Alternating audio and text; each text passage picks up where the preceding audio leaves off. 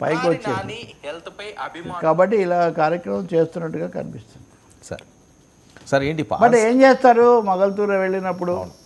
రెండవది వెంటనే సొంత ఊరు, ప్రతి వాళ్ళు సొంత నియోజకవర్గాలను ఉంటాయి. పవన్ కళ్యాణ్ విషయానికి వచ్చేసరికి ప్రతి చోట సొంతం అనే భావన ఒకటి అది కూడా ఒకటి వస్తుంది.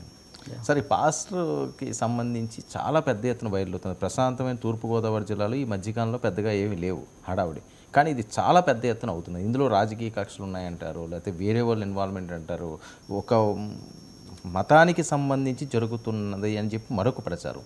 ఇది ఇక్కడితో ఫుల్ స్టాప్ పడుతుందా? వాస్తవాలు బయటకు వస్తాయా, లేకపోతే ఇది చిలికి గాలివానగా మారే అవకాశం ఉంటుందా? అంటే నిన్న మనం సాయంత్రం మాట్లాడాం. వాస్తవానికి అప్పుడు ఇంకా అంత సమస్య గుర్తించట్లేదు. అప్పటికి మధ్యాహ్నానికి నిజంగా ఇది తీవ్రమైన అంశం. ఒక పాస్టరు ప్రచారకుడు అక్కడికి వెళ్తున్నప్పుడు అలాగే అన్యమత ప్రచారం ఉండకూడదు. అన్యమత అంటేనే అదేదో మహాపరాధం, దోషం. అంటే ఒకటే మతం ఉంటుంది అన్నాడు. అన్యమతం అనే మాట ఏంటండి అసలు?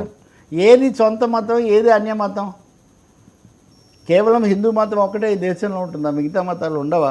వేరే సిక్కు మతం ఏమవుతుంది, బౌద్ధ మతం ఏమవుతుంది, జైన మతం ఏమవుతుంది, సరే ఇస్లాం క్రైస్తవం ఏమవుతాయి?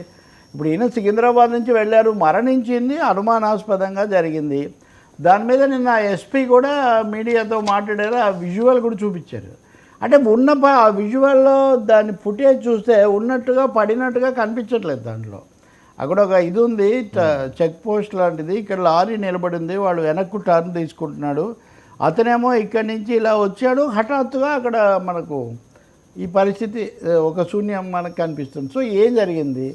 రెండవది ఆయన హెల్మెట్ బాగానే ఉంది, గాయాలు కొన్ని కనిపిస్తూ ఉన్నాయి, బండి పడిన తీరు ఇవన్నీ అనుమానాస్పదంగా ఉన్నాయి, గాయాలు ఉన్నాయని రిపోర్ట్ ఇచ్చారు. ఆ గాయాలు ఎందుకు జరిగాయి? ఆయనతో పాటు ఒక ఎర్ర కారు కంటిన్యూ అయింది, రెడ్ కార్ ఒకటి ఫాలో అయింది. ఏంటి రెడ్ కార్ ఎందుకు వచ్చింది?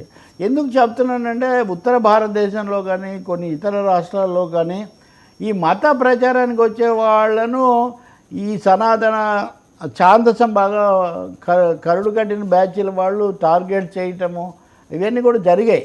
కాబట్టి వీళ్ళను వెంటాడడాలు ఒక విధమైన దీనిలాగా. కాబట్టి ఇతన్ని పని కట్టుకొని చేశారు. లేదా ఇంకొంతమందికి వైరాలు ఉన్నాయి, రాజకీయ వైరాలు అనేవి కూడా ఉన్నాయి కథలు. ఉదయం నేను చూస్తుంటే ఇంకో మతం పేరు కూడా తీసుకొస్తున్నారు, వాళ్ళు ఏదో చేశారని. కానీ చంద్రబాబు నాయుడు నిన్న కలెక్టర్ల సమావేశం జరుగుతుండగానే దీని మీద విచారణగా ఆదేశించారంటే ఈ అంశాన్ని రాష్ట్ర ప్రభుత్వం ఎంత తీవ్రంగా తీసుకుంది అనేది మనకు అర్థమవుతుంది.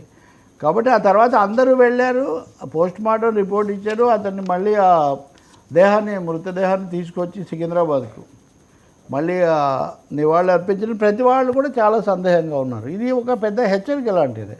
ఎందుకంటే ఇలాంటి ఘటనలు ఎందుకు జరుగుతాయి, ఈ విచారణలో ఏం తేలుతుంది, ఇవన్నీ కూడా చేయాలి. దీన్ని మొదటంతా ఏం లేదు కదా.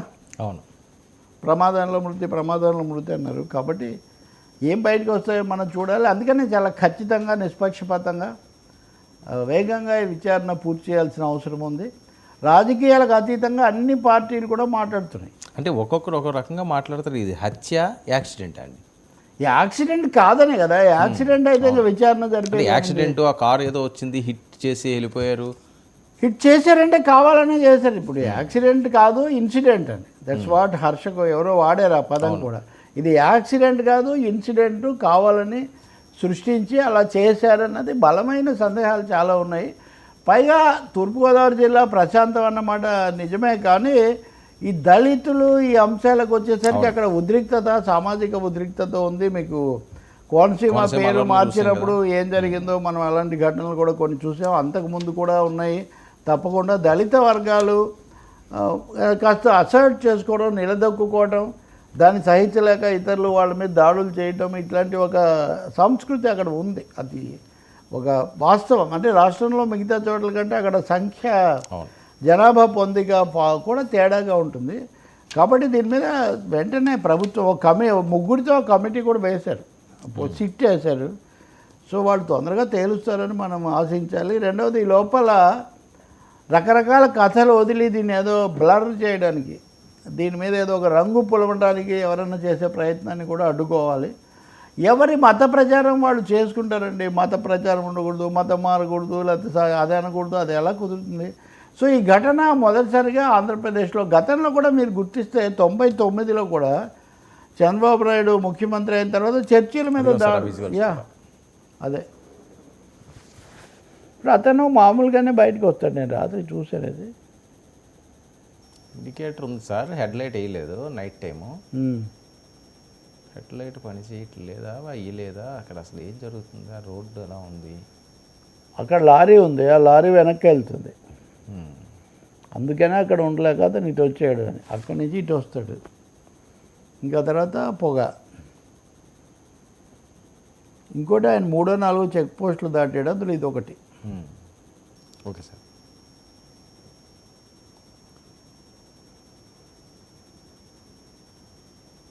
అంటే ఇలాంటి ఘటనలు జరిగాయి, సందేహాలు రావడానికి. అవును.